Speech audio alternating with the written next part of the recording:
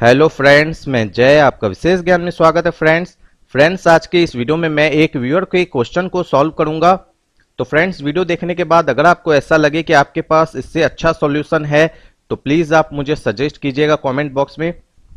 तो देखिए फ्रेंड्स, सबसे पहले हम बात करेंगे कि हमारे व्यूअर का क्वेश्चन क्या था जिसे मैं आज की इस वीडियो में सॉल्व करूंगा। उनका कहना था कि वो अप्रैल से लेकर जून यानी 2018 की मैं बात कर रहा हूं, 1 अप्रैल 2018 से लेकर 30 जून 2018 तक जीएसटी में कंपोजिट डीलर की तरह रजिस्टर थे, लेकिन 1 जुलाई से वो रेगुलर डीलर में कन्वर्ट हो चुके हैं। और उन्होंने जो फर्स्ट क्वार्टर जो कि कंपोजिट स्कीम के समय का था, उस समय जो उन्होंने टैली में अकाउंट्स मेंटेन किया है वहां पर उन्होंने इन्वेंट्री को मेंटेन नहीं किया है, यानी अकाउंट्स ओनली मेंटेन किया है, इन्वेंट्री मेंटेन नहीं की है। अब उनका कहना है कि मैं जुलाई से जो काम करना चाहता हूं वहां पर मैं इन्वेंट्री को भी मेंटेन करना चाहता हूं। तो जहां तक बात है, जो हम नए परचेज करेंगे जुलाई मंथ से और जो सेल करेंगे उसमें कोई प्रॉब्लम नहीं है। हमें सिर्फ फीचर्स में जाना है और अकाउंटिंग फीचर्स में जाकर हमें अकाउंट्स विद इन्वेंट्री को यस कर लेना है। उसके बाद हम सारी चीजें आराम से कर सकते हैं। लेकिन उनका प्रॉब्लम क्या है, वो ये है कि उन्होंने जो अभी तक यानी अप्रैल से लेकर जून तक जो अकाउंट्स मेंटेन किया है वहां पर जो उनका क्लोजिंग स्टॉक बचा है, जो कि टैली में कहीं पर भी दिखाई नहीं दे रहा है कि क्लोजिंग स्टॉक क्या है, लेकिन उन्होंने मैनुअल अकाउंट्स मेंटेन किया होगा तभी वो बोल रहे हैं कि मैं क्लोजिंग स्टॉक को टैली में मेंटेन करना चाहता हूं। यानी अब मैं उस इन्वेंट्री को टैली में कैरी करना चाहता हूं, यानी कि कैरी करके मैं आगे ले जाना चाहता हूं जुलाई मंथ से। तो इस सिचुएशन में मैं कौन सी एंट्री पास करूं टैली में? तो फ्रेंड्स, सबसे पहली बात कि टैली में आपको ये नहीं पता चलेगा 30 जून तक कि आपके पास क्लोजिंग स्टॉक क्या है, क्योंकि आपने तो इन्वेंट्री मेंटेन की ही नहीं है। यानी कि आपको मेंटेन करना होगा मैनुअल, यानी अप्रैल से लेकर जून तक के बीच में जितने भी परचेज हुए हैं, जितने भी सेल हुए हैं, सबको माइनस प्लस करके आपको सबसे पहले तो क्लोजिंग स्टॉक निकालना होगा विथ एवरेज रेट, यानी कि उसका एवरेज रेट क्या होने वाला है इंक्लूडिंग जीएसटी। क्योंकि फ्रेंड्स, इंक्लूडिंग जीएसटी मैं इसलिए बोल रहा हूं क्योंकि कंपोजिट डीलर कभी भी इनपुट क्लेम नहीं कर सकता है। तो वो जब भी अपना स्टॉक की वैल्यू लेगा तो उसमें सीजीएसटी, एसजीएसटी या आईजीएसटी के केस में आईजीएसटी को इंक्लूड करेगा क्लोजिंग बैलेंस में। अगर आप ऐसा नहीं करते हैं तो आपकी जो प्रॉफिट है वो लॉस में भी जा सकती है। इसीलिए मैं तो सजेस्ट करूंगा कि आप जीएसटी को भी इंक्लूड करके वैल्यू निकालें जो आपका क्लोजिंग स्टॉक है। तो यहां पर देखिए फ्रेंड्स, मैंने एक एग्जांपल लिया, मैंने सिर्फ यहां पर एक परचेज किया है, एक सेल किया, मैं इसी के अनुसार आपको बताऊंगा। यहां पर जो मैंने परचेज किया है 1000 पीस कोई आइटम परचेज किया है, जैसे सपोज कीजिए मैंने टाइल्स परचेज किया है 16 रुपए 95 पैसे पर पीस, यानी कि 16,950 रुपए। उसके बाद सीजीएसटी एसजीएसटी लगा 1525, टोटल 20,000 वैल्यू हो गई। तो मैं जो यहाँ पर क्लोजिंग स्टॉक लूंगा, जो भी मेरा रेस्ट क्लोजिंग स्टॉक बचेगा, मैं वहां पर 20 रुपए के रेट से लूंगा। यानी क्योंकि मेरी जो वैल्यू है टोटल 20,000 होगी, डिवाइड करूंगा 1000 पीस से तो मेरा 20 रुपए आएगा। मैं क्लोजिंग स्टॉक 20 रुपए के हिसाब से लूंगा, यानी मैं जीएसटी को इंक्लूड कर दूंगा। अगर आप इंक्लूड नहीं करना चाहते हैं तो आपकी जो बेस वैल्यू है उससे आप ले लेंगे। अब यहां पर जो मैंने सेल किया है, तो याद होगा आपको और पता भी होगा कि कंपोजिट डीलर कभी भी टैक्स नहीं लगा सकता है। तो सेल में मैंने इसीलिए लिखा है कि 100 पीस 50 रुपए के रेट से 5000। ठीक है, तो अब आपको यहां पर यह पता चल गया कि 1000 पीस परचेज हुए हैं, 100 पीस सेल हुए हैं, तो रेस्ट मेरे पास कितने बचे? 900 पीस। तो इसी तरीके से आपको मैनुअल पहले तो वहां पर सारा स्टॉक निकालना पड़ेगा मैनुअल अकाउंट्स मेंटेन करके, या फिर टैली में एक अनदर कंपनी क्रिएट करके वहां पर विथ इन्वेंट्री के साथ आपको सबसे पहले स्टॉक क्लोजिंग स्टॉक निकालना पड़ेगा कि कितनी क्वांटिटी में आपके पास किस आइटम का कौन सा स्टॉक बचा हुआ है और उसकी वैल्यू क्या है। तो वैल्यू में मैंने बता दिया कि आप टैक्स रेट इंक्लूड करके भी दे सकते हैं और बिना इंक्लूड किए भी दे सकते हैं, लेकिन ज्यादा अच्छा रहेगा कि आप टैक्स को इंक्लूड करके ही वैल्यू निकालें। और मानकर चलिए कई बार उस प्रोडक्ट को परचेज किया है, कभी 100 रुपए में, कभी 50 रुपए में, कभी 40 रुपए में, तो पहले तो एवरेज रेट भी निकाल लें।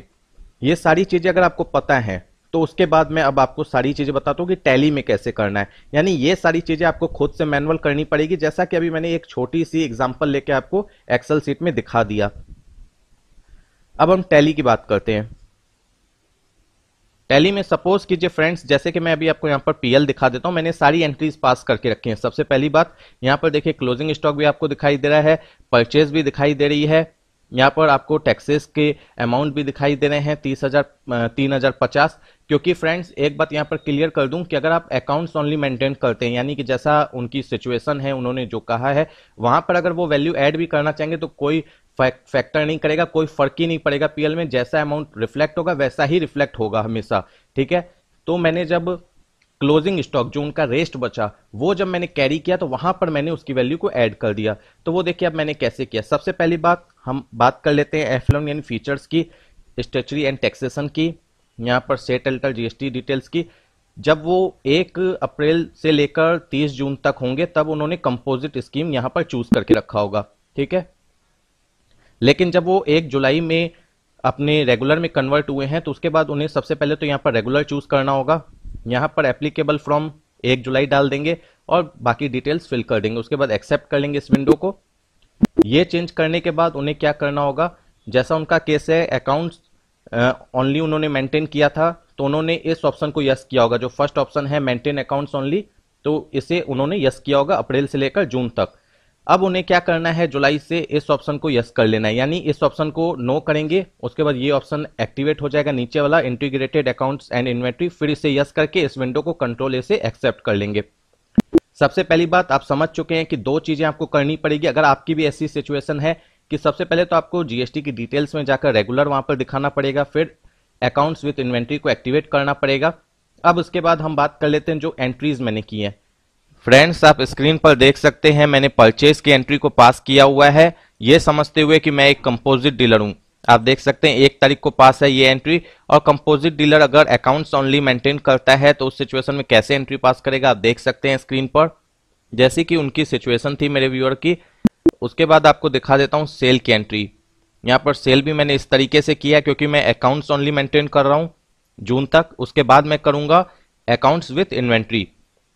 तो फ्रेंड्स उसके बाद यहां पर मैंने एक जर्नल एंट्री पास की है। ये एंट्री आपको पास करनी पड़ेगी 1 जुलाई को। मैंने यहां पर डेट गलत डाल दी है, 1 अप्रैल कर दिया था, मैं इसे रिवाइज कर लेता हूं। फ्रेंड्स अगर आपकी भी ऐसी सिचुएशन है तो जिस डेट को आप अपनी इन्वेंट्री को कैरी करना चाहते हैं तो आपको एक जर्नल एंट्री पास करनी होगी।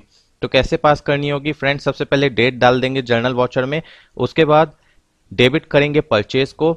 उसके बाद आपके सामने एक विंडो ओपन होगी, स्टॉक की विंडो ओपन होगी। तो जितने स्टॉक्स होंगे मैं आपको एक बार करके दिखा देता हूं। मैं ये एंट्री डिलीट करता हूं,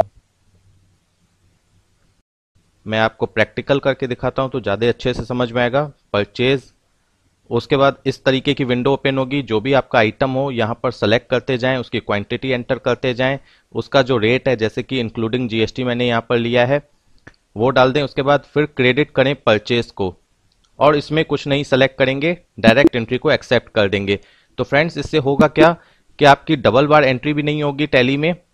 देखिए जो 16,950 आपने परचेज किया था विदाउट जीएसटी वो आपको यहां पर रिफ्लेक्ट हो रहा है। क्लोजिंग स्टॉक भी आ गया, प्रॉफिट भी आ गई आपकी। यहां पर डायरेक्ट एक्सपेंस में आपका सीजीएसटी और एसजीएसटी भी रिफ्लेक्ट हो रहा है और सेल भी आपकी 5,000 रिफ्लेक्ट हो रही है। और स्टॉक समरी में हम चलकर देख लेते हैं, यहां पर भी आप देख सकते हैं। तो फ्रेंड्स इस तरीके से आप एंट्री पास कर सकते हैं।